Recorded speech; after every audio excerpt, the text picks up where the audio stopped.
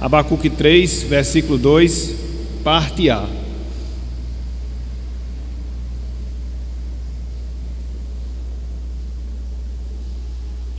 Diz o seguinte a palavra do Senhor, Abacuque 3, verso 2, parte A. Tenho ouvido, ó Senhor, as tuas declarações, e me sinto alarmado. Aviva a tua obra, ó Senhor. Aviva a tua obra, ó Senhor. Vamos citar essa última frase aí nessa última parte da nossa leitura, a partir do aviva a tua obra, ó Senhor, todos juntos. Aviva a tua obra, ó Senhor. Muito bem, que Deus nos abençoe e que Ele aplique a sua santa palavra em nossas vidas, em nossos corações. Amém. Meus irmãos, minhas irmãs, inicialmente eu queria fazer um questionamento. Inicialmente eu queria fazer uma pergunta que tem tudo a ver e que serve como pontapé inicial para aquilo que a gente vai desenvolver ao longo do nosso estudo na manhã de hoje. Que pergunta é? Que questionamento é? Bem simples, bem prático, bem rápido. Meu irmão, minha irmã, o que é avivamento? O que é avivamento? Outras pessoas gostam de chamar reavivamento. Eu não vou entrar no mérito da discussão, mas tanto um como o outro se harmoniza no propósito do nosso estudo. Então, o que vem à sua mente, o que vem ao seu coração, em termos espirituais, relacionados à Igreja de Cristo, quando nós falamos essa palavra avivamento ou reavivamento? Com toda certeza, nós que já temos uma certa jornada na nossa caminhada cristã, a gente já escutou, a gente já ouviu alguma coisa em relação a esse assunto. Mas o que fica em termos de conceitos pessoais? O que fica em termos de nossa compreensão, essa expressão avivamento ou reavivamento? Para poder auxiliar na resposta a esta pergunta, eu queria trazer aqui um conceito bem prático, bem rápido do que seja avivamento. E eu queria que os irmãos atentassem para essa definição, para este conceito. Então, nós podemos dizer que avivamento é a obra da livre e soberana graça de Deus sobre sua igreja, restaurando-a espiritualmente para uma vida de profunda comunhão com Ele, bem como de serviço mediante a oração e profunda convicção de pecados. Vou repetir: avivamento é a obra da livre e soberana graça de Deus sobre sua igreja, restaurando-a espiritualmente para uma vida de profunda comunhão com Ele, bem como de serviço mediante a oração e a profunda convicção de pecados. Então, diante de uma definição como essa, do que seja avivamento, reavivamento, cabe aqui uma outra pergunta, cabe aqui um outro questionamento. Será que nós, irmãos e irmãs, enquanto Igreja de Cristo no Brasil, nesses últimos 50 anos, estamos ou já experimentamos deste avivamento? Já experimentamos desse reavivamento no sentido espiritual? Será isto uma realidade na nossa vida enquanto Igreja de Deus, no tempo presente, no exato momento, dentro desse conceito, dentro dessa definição que nós acabamos de dar? Para que a gente possa responder com mais propriedade a essa pergunta, a gente precisa, irmãos e irmãs, considerar algumas marcas, algumas características do que seja o avivamento no seu sentido bíblico, do que seja o avivamento dentro daquilo que nós encontramos na palavra de Deus, nas Escrituras Sagradas. Por quê? Porque quando você entende, quando você sabe quais são, pelo menos algumas das características do verdadeiro avivamento, do avivamento bíblico, e aí você começa, a partir da compreensão dessas características, quando você começa a comparar a nossa realidade, a gente vai ter condições de responder se estamos vivenciando um avivamento ou se nós vivenciamos esse avivamento nos últimos 50 anos, no caso da nossa igreja evangélica no Brasil. e de maneira específica trazendo para a nossa realidade, no caso da nossa igreja evangélica congregacional conservadora das Malvinas. Porque, conforme nós falamos, conhecer essas características do que seja o verdadeiro avivamento nos permite avaliar de fato se essa é a realidade que nós vivemos ou que no dado momento nós experimentamos na nossa existência. Então, qual vai ser o nosso objetivo, qual vai ser a nossa finalidade na manhã de hoje? Nos voltarmos um pouco para as Escrituras, nos voltarmos um pouco para a Palavra de Deus, sobretudo para os livros de Esdras, sobretudo para os livros de Neemias, para que a partir de alguns registros desses livros a gente possa entender, a gente possa considerar, a gente possa aprender o que seja de fato avivamento. E por que a gente vai fazer menção a esses livros de Esdras e Neemias? Porque juntamente com o livro de Ruth, esses livros eles tratam de um contexto muito específico na história do povo de Deus, na história do povo do Senhor, que é o período da restauração, que é o período da volta do exílio, onde Jerusalém ela é reconstruída, os seus muros, o templo, e de certa forma Deus cumpre a palavra que restauraria o seu povo. Então, isso acontece por volta de aproximadamente o ano 458 antes de Cristo. Então, o contexto, repito, do livro de Neemias, o contexto do livro de Esdras nos dão, a partir de alguns acontecimentos, um vislumbre, um entendimento do que seja o avivamento, porque foi dentro desse período de restauração que Deus fez da cidade, mas também com conotação espiritual, que a gente pode aprender e aprender muito acerca desse tema. E aí, pegando a nossa palavra inicial, para que a gente possa avaliar se de fato hoje a gente vivencia um avivamento, para que a gente possa avaliar se em algum momento da nossa vida a gente já experimentou esse avivamento, quer seja em termos de igreja, quer seja em termos de igreja local, quer seja em termos de igreja no sentido geral. Então, a gente vai fazer muita coisa na manhã de hoje. A gente vai considerar pelo menos 3 marcas, 3 traços, 3 características do que seja o avivamento dentro dessa perspectiva, dentro dessa visão bíblica. Então, em primeiro lugar, meus irmãos, em primeiro lugar, minhas irmãs, avivamento é uma obra de iniciativa exclusiva de Deus. Avivamento é uma obra de iniciativa exclusiva de Deus. E eu lhes convido a abrirem as suas Bíblias no livro de Esdras. Abram, por favor, aí, no Antigo Testamento. Livro de Esdras, capítulo 1, e a gente vai ler pelo menos 2 versos neste capítulo, o versículo 1 e o versículo 5. Lembremos-nos que a gente vai tomar como base Esdras, Neemias, para o nosso estudo na manhã de hoje. Então abram aí, por favor. Esdras, capítulo 1, versículo 1 e o versículo número 5. Esdras, capítulo 1, versículo 1 e também o versículo de número 5. Então vamos ver, a partir desses versos, que avivamento, em primeiro lugar, é uma obra exclusiva, é uma obra de iniciativa exclusiva de Deus.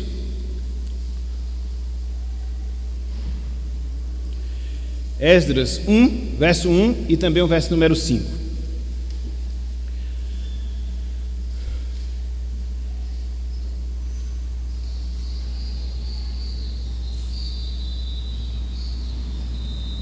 Esdras 1, versículo 1 e também o versículo número 5.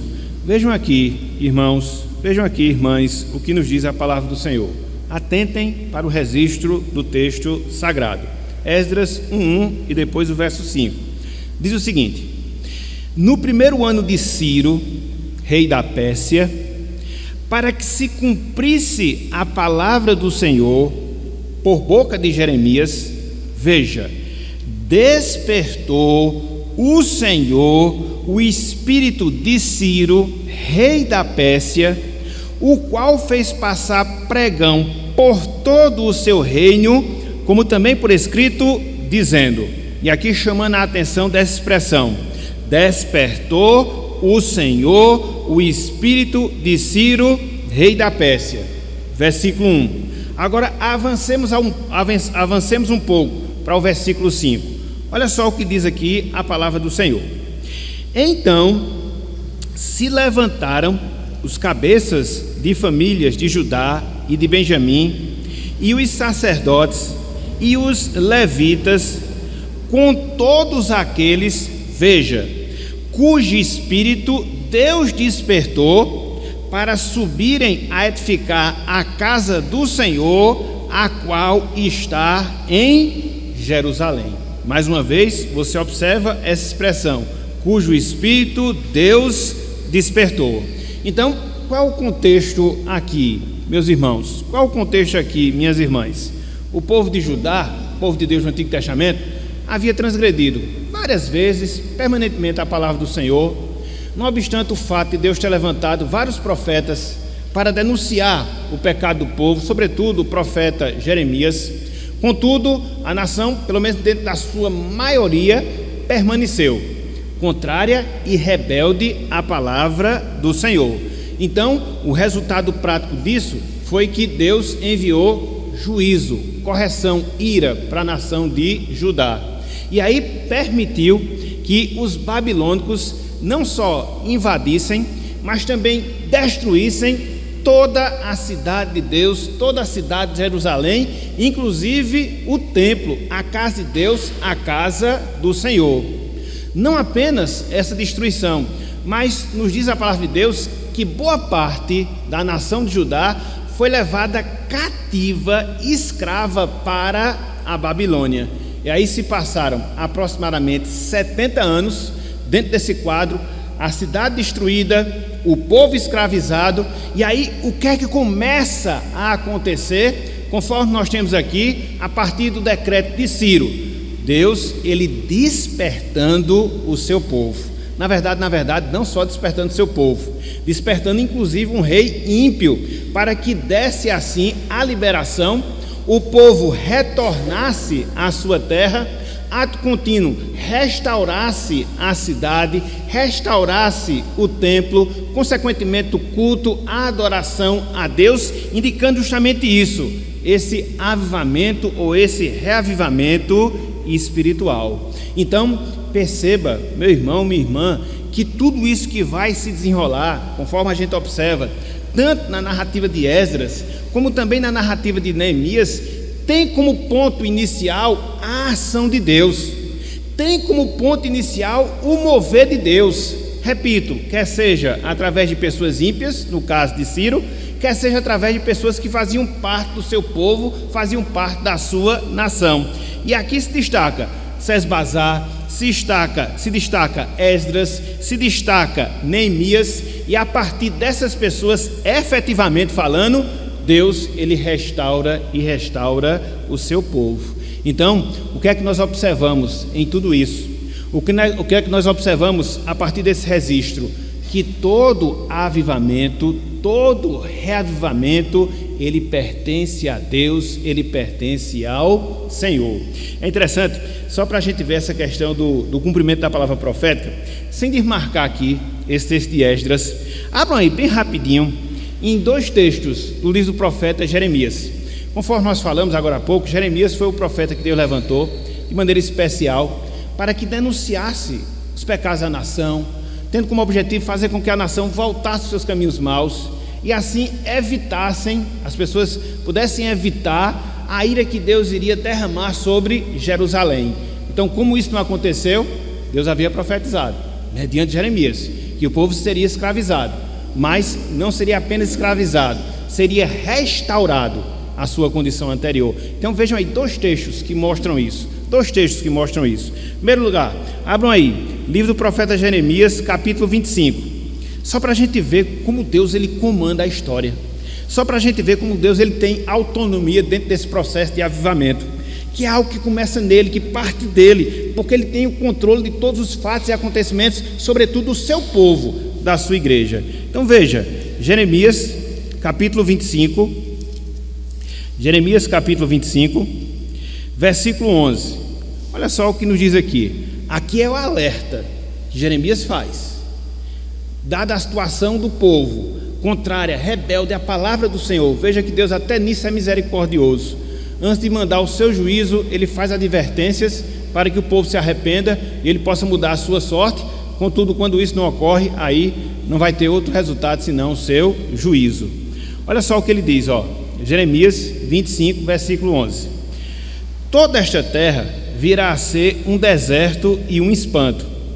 Estas nações servirão ao rei da Babilônia 70 anos. Deus especifica a nação que iria dominar sobre o seu povo. Deus especifica o período que iria durar esse processo de escravização.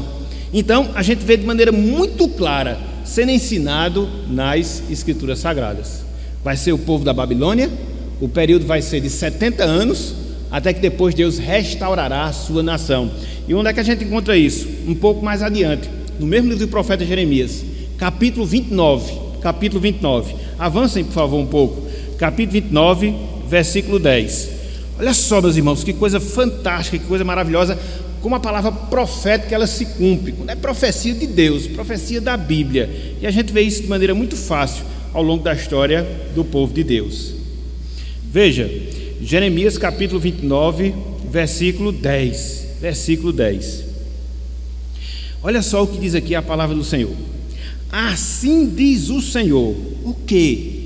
Logo que se cumprirem para a Babilônia 70 anos, veja, atentarei para vós outros e cumprirei para convosco a minha boa palavra. Deus vai fazer o quê? Tornando a trazer-vos para este lugar. Meus irmãos, Deus, repito, Ele tem o controle da história. Ele havia profetizado centenas de anos antes, pelo menos algumas dezenas de anos antes, que o povo ia ser cativo, ia ser levado para o exílio, iria passar 70 anos naquela condição, mas iria ser restaurado à sua anterior condição. Então Deus, Ele tem o controle de todos os fatos, de todos os acontecimentos. E o que é que a gente pode aprender a partir disso? Que os avivamentos, que os reavivamentos, eles são exclusivos de Deus, eles são exclusivos do Senhor. E Deus faz onde, Deus faz quando, Deus faz com quem Ele quer. Isso aqui você não pode esquecer. Deus faz onde, quando e com quem Deus quer. Esse mover de Deus, avivando, reavivando o seu povo, ocorre pelo despertamento em oração. Via de regra, quando Deus ele desperta o seu povo para orar, juntamente com esse despertamento acerca da oração, Ele vem trazendo consigo esse avivamento. Hoje à noite, por exemplo, a gente vai observar isso. A gente vai ver a oração de avivamento que Neemias faz no capítulo 1. É o complemento da nossa lição. Então, a gente percebe justamente isso. Quando Deus está para derramar um avivamento seu, via de regra, Ele coloca no seu povo esse desejo de orar, desejo de buscar, desejo de aprofundar a comunhão com o Senhor, pois foi isto que aconteceu aqui nesse episódio do retorno para Jerusalém. Olhem só, o registro que nós encontramos no livro de Neemias, Neemias capítulo 1, é vizinho aí a Esdras, Neemias capítulo 1, versículo 4. Veja se os avivamentos, os reavivamentos, eles vêm acompanhados por esse processo de quê? Desejo de oração, quer seja no sentido individual, quer seja no sentido coletivo. Na verdade, os dois juntos. Olhem só, Neemias capítulo 1, logo no início do livro. Mais tarde à noite a gente vai se debruçar com mais detalhes nesse capítulo 1. Vou só dar essa pincelada aqui, mais tarde a gente vai trabalhar de maneira mais específica. Olha só, Neemias capítulo 1, versículo 4, né? Olha só como acontece esse mover de Deus, restaurando o seu povo, a partir do despertamento de oração. Olha só, o registro de Neemias faz de si mesmo. Tendo eu ouvido estas palavras, a situação catastrófica que se encontrava em Jerusalém, assentei-me e chorei e lamentei por alguns dias. E aí ele complementa: e estive jejuando e orando perante o Deus dos céus. E aí ele é enviado e vai ser usado por Deus dentro desse processo de restauração da cidade de Jerusalém. Acerca disso, meus irmãos, que o avivamento é uma obra exclusiva de Deus e que ele vem acompanhado por um despertamento de oração, Um servo de Deus que veio no século XVIII, congregacional, Jonathan Edwards, ele fala o seguinte, até porque ele fala com experiência de causa, em virtude da experiência que ele vivenciou lá nos Estados Unidos, nesse período do século XVIII, não só na sua cidade, mas também em todos os seus arredores. Ele diz o seguinte, acerca da oração e o despertamento de Deus para o avivamento. Ele fala, abro aspas, quando Deus tem algo muito grande para realizar em favor da sua igreja, a vontade dele é que isso seja precedido pelas orações extraordinárias da sua igreja. Eu vou repetir, quando Deus tem algo muito grande para realizar em favor da sua igreja, a vontade dele é que isso seja precedido pelas orações extraordinárias da sua igreja. Diz ele em outra realidade, e é revelado que quando Deus está para realizar grandes coisas para a sua igreja, ele começará derramando de maneira notável o espírito de graça e de súplica. Então, diante disso, o que é que fica de lição para nós? Diante disso, o que é que fica de aplicação para as nossas vidas? Nós estamos clamando, meus irmãos, pedindo, minhas irmãs, de maneira muito sincera, de maneira muito intensa, de forma muito profunda nas nossas vidas, que Deus desperte o nosso coração. Para quê? Para uma vida de maior oração, quer seja no sentido individual, quer seja no sentido coletivo, pois quando isto estiver acontecendo, quando esta realidade for de fato experimentada por nós, é que Deus está iniciando essa obra, é que Deus está iniciando esse trabalho que é exclusivo dele, de avivar, de refrigerar espiritualmente falando, de reavivar espiritualmente falando o seu povo. Agora, aprendamos um fato, aprendamos uma realidade. Avivamento que é avivamento, ele inicia em Deus. É Ele que começa, é Ele que origina esse processo. A gente não pode produzir, pessoalmente falando, qualquer tipo de avivamento. A gente não pode estimular os sentimentos das pessoas passando uma falsa ideia de que isto é avivamento. A gente não pode mudar a estrutura que a gente tem em relação ao nosso culto, entre aspas, deixando mais animado, tentando passar também essa ideia que isso é avivamento. Não é, é Deus que faz, é uma obra exclusiva dele, e ao fazer, inicialmente, ele derrama em nossos corações um desejo mais intenso, um desejo mais profundo em relação às nossas orações. Então é tempo de orar nesse sentido, é tempo de buscar a Deus nesse sentido, é tempo de colocar diante do Senhor esse propósito.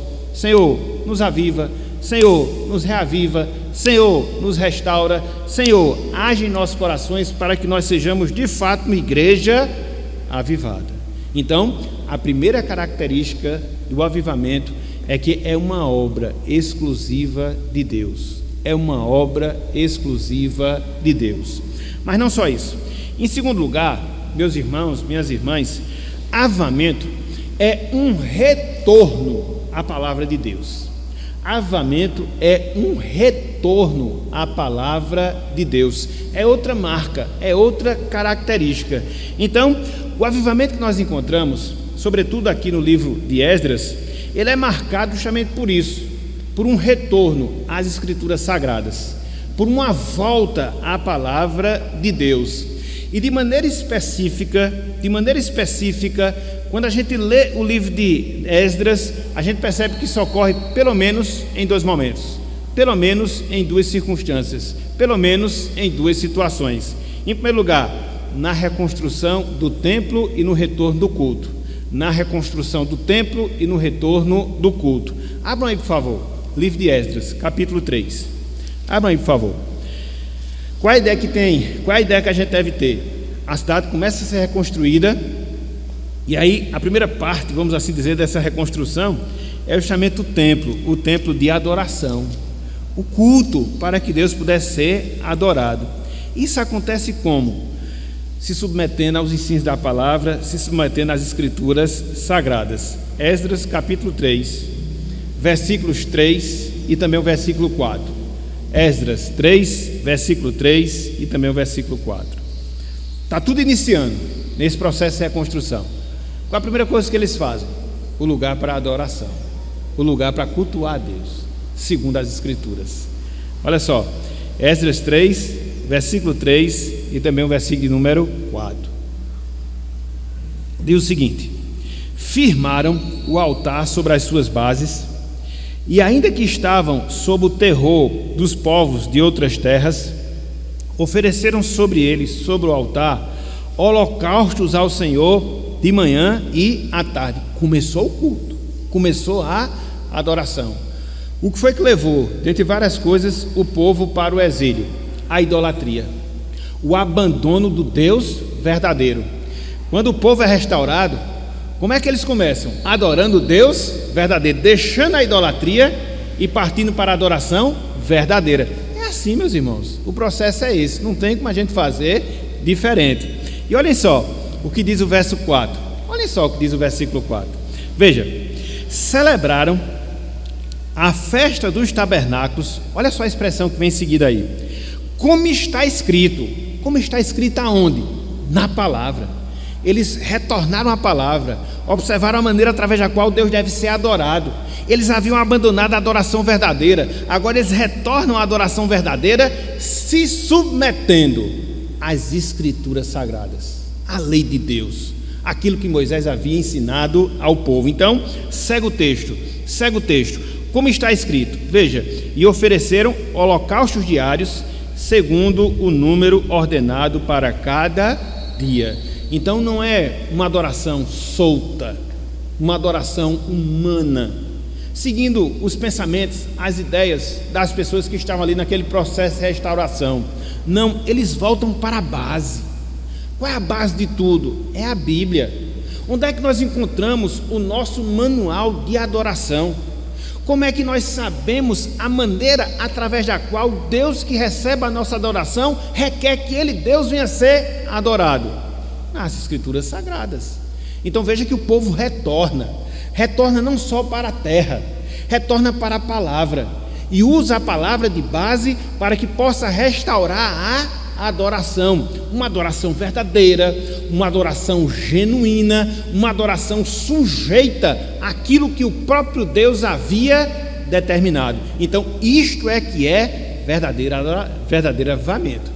É aquela adoração, é aquele avivamento que leva à adoração bíblica, não a adoração humana, não a adoração inventada pelos homens, mas a adoração que é orientada e ordenada por Deus. Então, a gente observa justamente isso, o cuidado que aqueles homens tiveram de não fazerem movidos pelos seus sentimentos, de não fazerem movidos por suas mentes, mas fazerem submetidos à palavra de Deus, à palavra do Senhor. Então, avivamento que é avivamento, ele retorna para a palavra. Aqui no caso em questão, na reconstrução do templo e também no retorno do culto. Mas não só isso. Em segundo lugar, esse retorno da palavra de Deus, que caracteriza todo e qualquer avivamento, ele é visto também no ensino, ele é visto também na instrução do povo. E essa também é uma preocupação que a gente observa no livro de Esdras, a partir do próprio Esdras, de fazer o quê? De instruir, de ensinar o povo na lei de Deus. Até porque aquela geração que estava voltando para Jerusalém, pelo menos em boa parte dela, era uma geração que viveu ali, que cresceu na Babilônia, uma terra pagã, uma terra idólatra. Então muitos ali não tinham aqueles conceitos mais concretos, mais detalhados da lei de Deus, como tinha aquelas pessoas que viviam antes do exílio. E a preocupação de Esdras dentro desse processo é mostrar àquela geração que iria retornar à terra prometida aquilo que Deus havia revelado, para que eles abraçassem aquela palavra, para que eles amassem aqueles ensinamentos, para que eles não se desviassem desses ensinamentos, e assim Deus se fizesse presente em suas vidas, em seus corações, que é o resumo do avivamento. Então, essa é a preocupação de Esdras. Olhem só aí, um pouco mais adiante, Esdras capítulo 7. Esdras capítulo 7. Veja o compromisso de Esdras aqui com a palavra. Não só um compromisso pessoal dele, mas um compromisso que ele assumiu em termos de atividade, em termos de realização. Esdras capítulo 7, versículos 9 e 10. Esdras capítulo 7, versículos 9 e 10. Diz o seguinte a palavra do Senhor. Olha só o que diz aqui no versículo 9. Esdras 7, 9. Pois, no primeiro dia do primeiro mês, partiu da Babilônia e, no primeiro dia do quinto mês, chegou a Jerusalém, segundo a boa mão do seu Deus sobre ele. Mais uma vez a gente vê aí não só a origem do avivamento, mas a condução do avivamento por parte de Deus. Olha só o versículo 10. Porque Esdras tinha disposto o coração para buscar a lei do Senhor e para a cumprir e para a ensinar em Israel os seus estatutos e os seus juízos.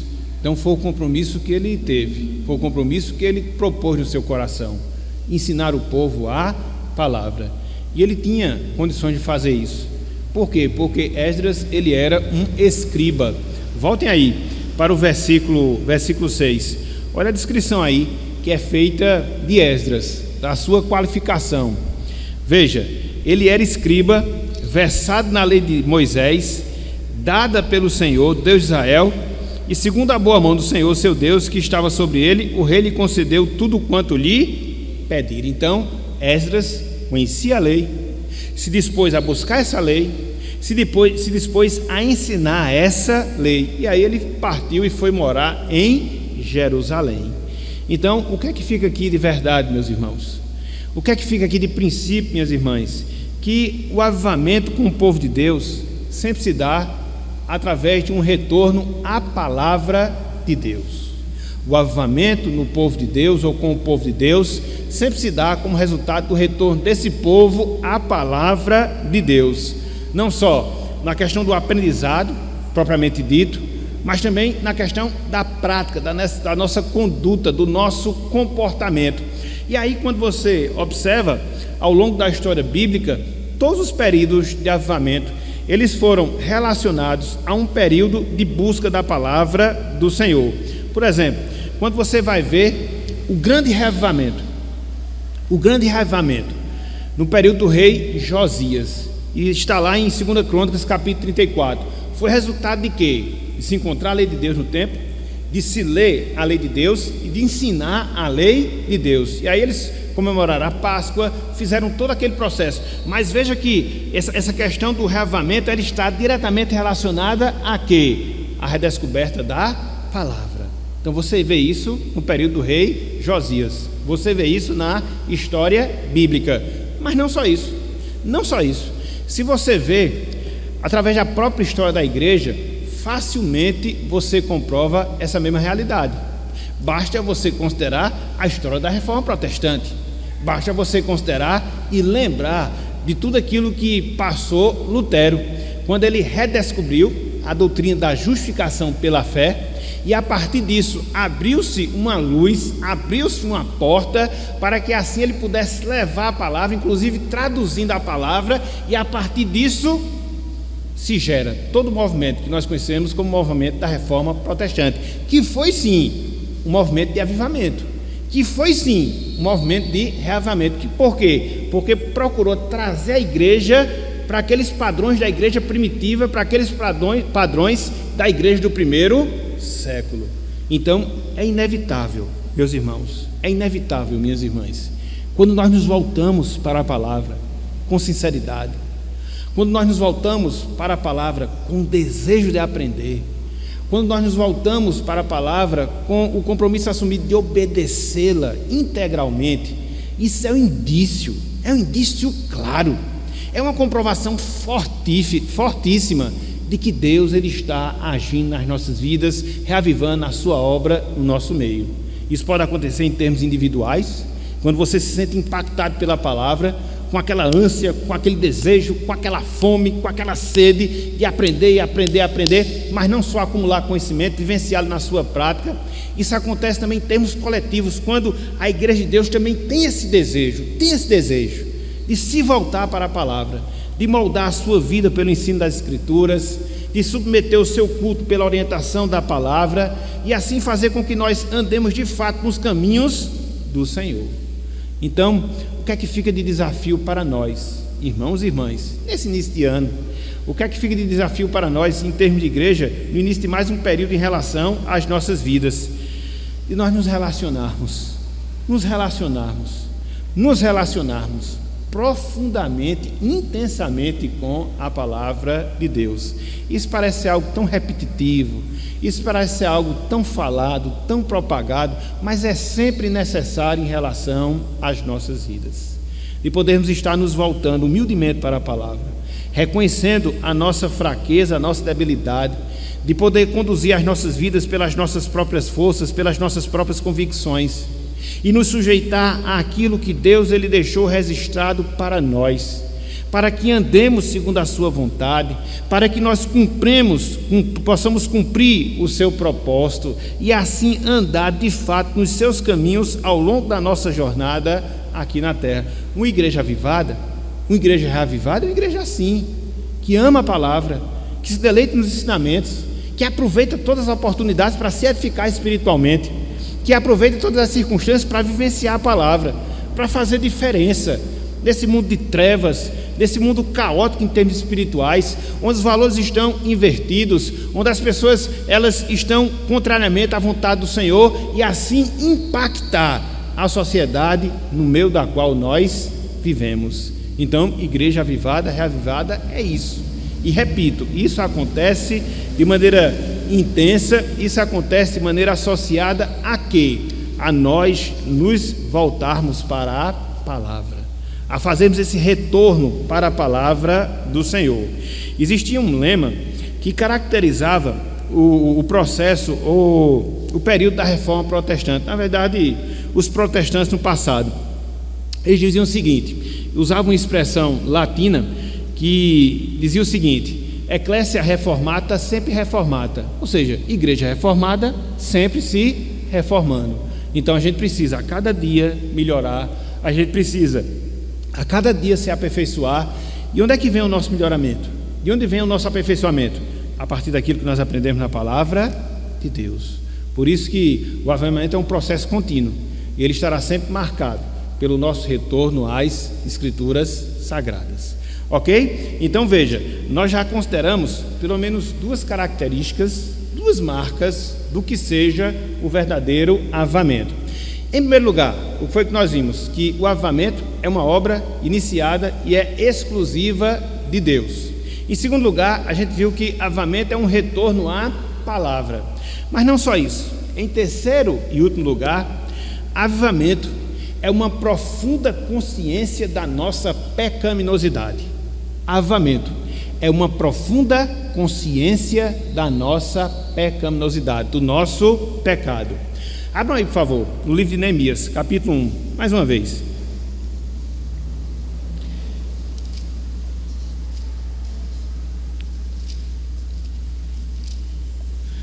Olhem só, os versículos 6 e 7. Aqui só uma pincelada, mais tarde a gente dá uma detalhada. Neemias 1, versos 6 e 7.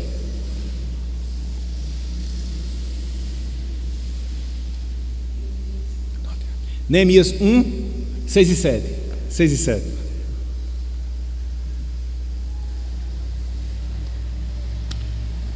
Isso aqui é parte da oração de Neemias. Quando Deus move o coração dele para que ele pudesse orar. E depois que ele foi noticiado de tudo que acontecia, tudo que estava acontecendo lá em Jerusalém, a derrocada da cidade, então ele se põe a orar. Então, em parte de oração, olha só o que ele diz. Versículo 6, versículo 7.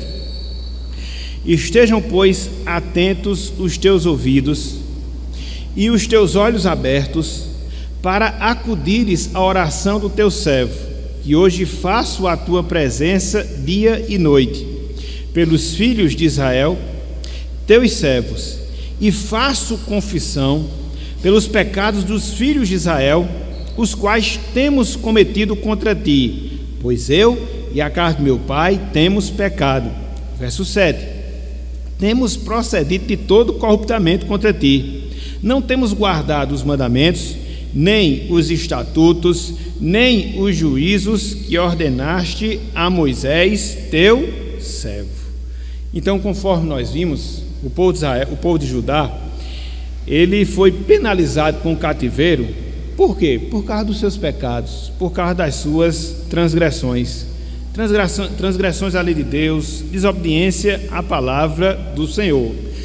E essa desobediência, ela chegou a um grau tão profundo, que não houve uma outra solução senão Deus aplicar a sua ira, aplicar a sua disciplina, levando o povo cativo, e ali o povo estava aproximadamente 70 anos. Então, Neemias, ele tem consciência disso, ele tem consciência daquilo que gerou o exílio, daquilo que gerou a punição de Deus, os pecados do povo. E é interessante porque dentro dessa oração de Neemias, se você perceber bem, Neemias fala: temos cometido, temos pecado. Mas Neemias, ele não era daqueles que haviam pecado 70 anos antes, razão pela qual o povo estava exilado. Mas ele se coloca naquela mesma situação: meu povo, os teus servos, nosso povo. Então ele tem essa consciência: os pecados geraram a punição divina, os pecados afastaram o povo de Deus da comunhão com o seu Deus, e para que isso pudesse mudar e Deus pudesse novamente se fazer presente, Deus pudesse derramar do seu refrigério, o problema do pecado teria que ser remediado. E qual o remédio? Qual é o antídoto contra o pecado? Confissão, arrependimento, abandono de pecado. E é essa postura, é este o sentimento que nós encontramos de maneira muito clara aqui na vida de Neemias. Porque não nos esqueçamos, meus irmãos, não nos esqueçamos, minhas irmãs, conforme nós falamos agora há pouco, os pecados, eles trazem várias consequências negativas para nós, que somos povo de Deus, que somos igreja do Senhor. Dentre algumas dessas consequências negativas está o fato de Deus acabar separando-se de nós, quebrando a comunhão conosco. E aí a gente tem essa necessidade de confissão, necessidade de arrependimento, para que assim possa ser viabilizado o retorno à comunhão com o Senhor.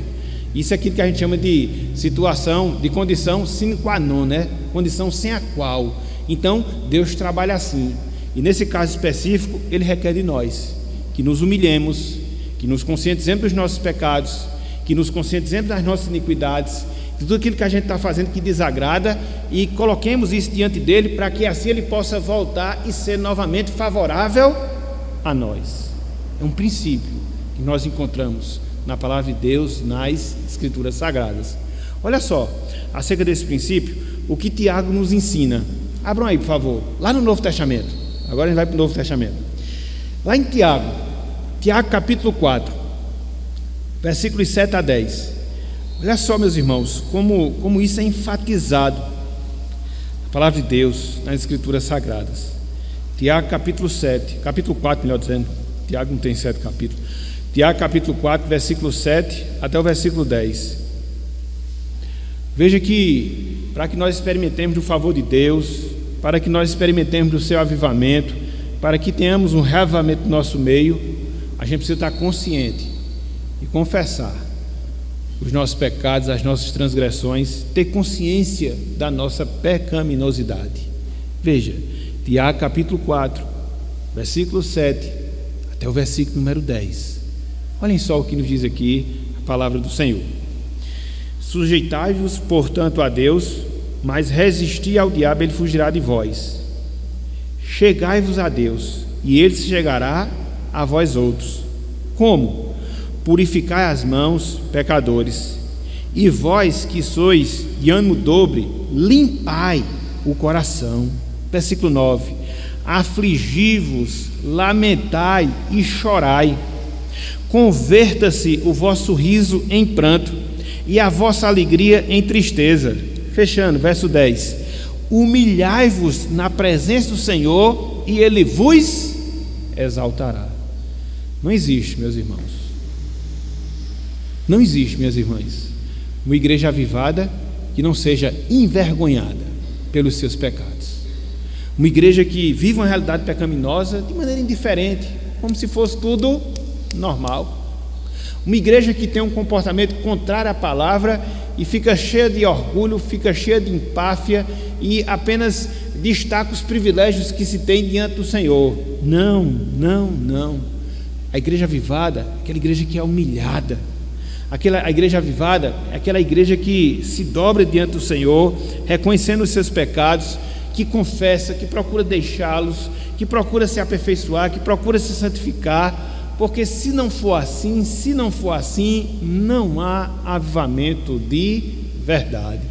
E aí eu volto para os exemplos que eu dei, não só no tempo ali do rei Josias, conforme nós destacamos lá em 2 Crônicas, capítulo 34, você vai para a própria história da igreja, no caso de Lutero também, quando Deus usou de maneira extraordinária que ele pudesse ali liderar todo aquele processo do movimento da reforma protestante, isso foi resultado de uma profunda consciência que ele teve em relação aos seus pecados. Enquanto ele não encontrou paz na doutrina da justificação, no perdão de Cristo, ele não foi usado por Deus. Mas veja que essas coisas estão diretamente relacionadas. Voltando ao exemplo do século XVIII com Jonathan Edwards, da mesma forma. Aqui nós já falamos várias vezes o grande sermão impactante que ele proferiu, pecadores nas mãos do Deus irado, onde as pessoas estavam ouvindo aquela mensagem, escutando aquela pregação e se agarravam às colunas do templo desesperadas por causa dos seus pecados. Eu pergunto, é isso que a gente vê na igreja? Eu pergunto, é esse comportamento que a gente tem com o povo de Deus agora? Eu acho que não, meus irmãos. A gente tem que melhorar muito nesse sentido. A gente tem que criar uma sensibilidade maior em relação ao pecado, tratá-lo dentro da seriedade que nós precisamos tratar. E aqui, como nós já falamos várias vezes anteriormente, nós não somos perfeitos e nunca seremos ao longo da nossa caminhada aqui na terra, mas nós precisamos constantemente, e dentre várias circunstâncias, há pelo menos um momento especial da Santa Ceia em que Deus nos chama ao autoexame, à autoavaliação, para que assim a gente possa avaliar se nós estamos ou não conformados às Escrituras Sagradas, em termos de pensamento, em termos de palavra, em termos de conduta, em termos de disposição, e assim podermos cada vez mais colocar de lado aquelas coisas que desagradam a Deus e procurar cada vez mais vivenciar aquilo que agrada ao Senhor. Essa é a dinâmica da vida cristã. Isso é o que vai caracterizar a nossa vida ao longo da nossa caminhada aqui deste mundo. Esse é um processo infindável, porque enquanto nós não formos glorificados, a necessidade da confissão, a necessidade da consciência dos pecados é uma realidade permanente na nossa vida. Uma realidade permanente na nossa vida. Então, nós precisamos, a exemplo do que nós acabamos de ler, seguir o exemplo de Neemias. Ter essa consciência dos nossos pecados, confessar os nossos pecados, seja da nossa vida medíocre de oração, seja do nosso descompromisso com a obra, seja de uma vida de falta de santificação, seja de uma vida em que a nossa comunhão é fraca, para que Deus possa derramar sobre nós o seu avivamento, o seu refrigério, e refrigério no sentido espiritual. Olha só a promessa que nós temos, na verdade, um ensino e uma promessa que nós temos acerca disso, lá em Provérbios. Abram aí, por favor, Provérbios, capítulo 28. Provérbios, capítulo 28. Olha só como a palavra de Deus ela é clara nesse sentido. É clara nesse sentido. E aí temos essa necessidade constante de poder desenvolver esse processo na nossa vida. Provérbios 28, 13. Provérbios 28, 13. Vez por outra a gente cita esse texto, e eu nunca serei repetitivo em estar citando novamente. Haja a necessidade que a gente tem, haja vista a necessidade que a gente tem. Haja vista a necessidade que a gente tem. Olha só, Provérbios 28, versículo 13. O que encobre as suas transgressões jamais prosperará. Isso é um fato. Isso é um fato. Se você não tratar o pecado como pecado, você não vai prosperar no sentido espiritual, você não vai crescer espiritualmente, você não vai aprofundar a sua comunhão com o Senhor. Essa é a realidade posta pela palavra. Mas veja que há uma outra realidade que a Bíblia também mostra em relação a isso. Restante do versículo. Mas, veja, conjunção adversativa.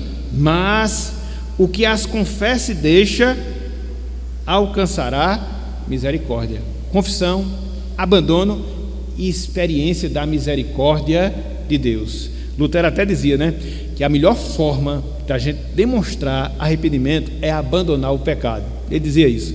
A melhor forma de nós demonstrarmos arrependimento é abandonarmos o pecado. Então, é esse processo contínuo que deve se dar na nossa vida até a nossa glorificação.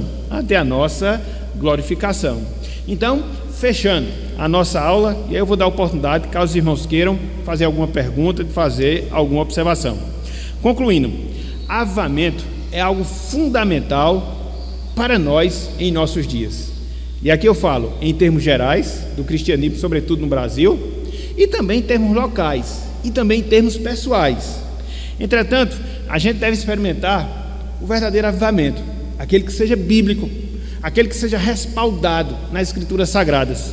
E para tanto, o que é que a gente precisa aprender? A gente precisa aprender quais são as características do verdadeiro avivamento de acordo com o ensino da palavra de Deus. Aqui a gente podia citar várias características, inclusive até mesmo dentro do livro do profeta, até mesmo dentro do livro de Esdras, mas a gente só citou três. E quais foram? Avivamento é uma obra que vem exclusivamente de Deus. Avivamento é uma obra que nos leva à palavra de Deus. Avivamento é uma obra que produz em nós um senso profundo de pecado e arrependimento genuíno. Três características, três marcas, três traços do que seja de fato um avivamento. Então, diante disso, o que é que a gente deve fazer? Buscar esse avivamento na nossa vida, buscar clamar a Deus para que Ele possa estar operando esse processo do nosso coração, para que Ele possa estar avivando a nossa vida, reavivando a nossa vida, e com isso que Ele possa nos dar cada vez mais fome pela Sua palavra, fome pelas Escrituras Sagradas, ensinamento bíblico, doutrinário, prático para com as nossas vidas.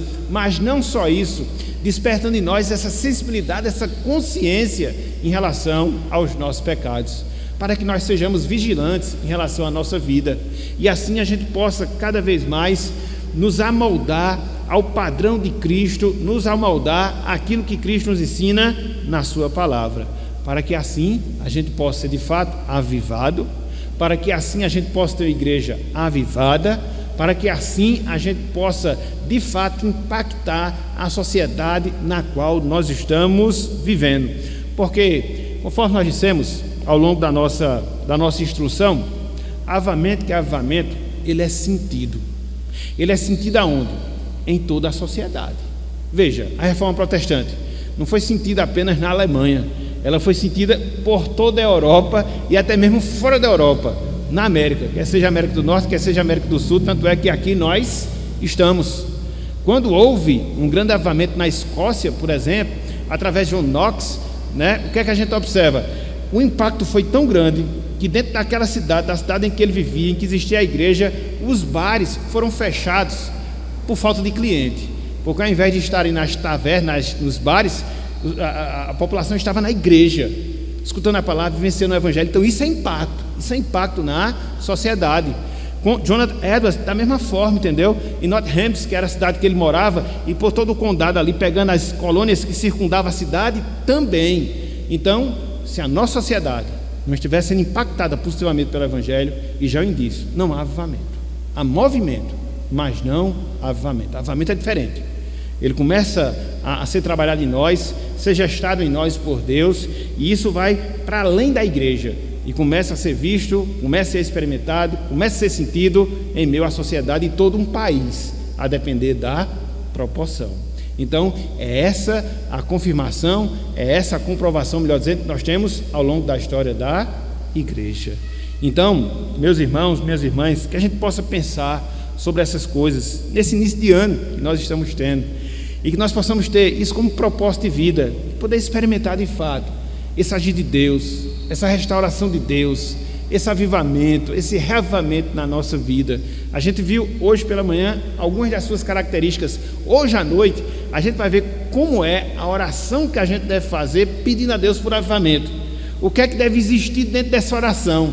A gente vai fazer tendo como base o capítulo 1 de Neemias, para completar esse estudo agora pela manhã.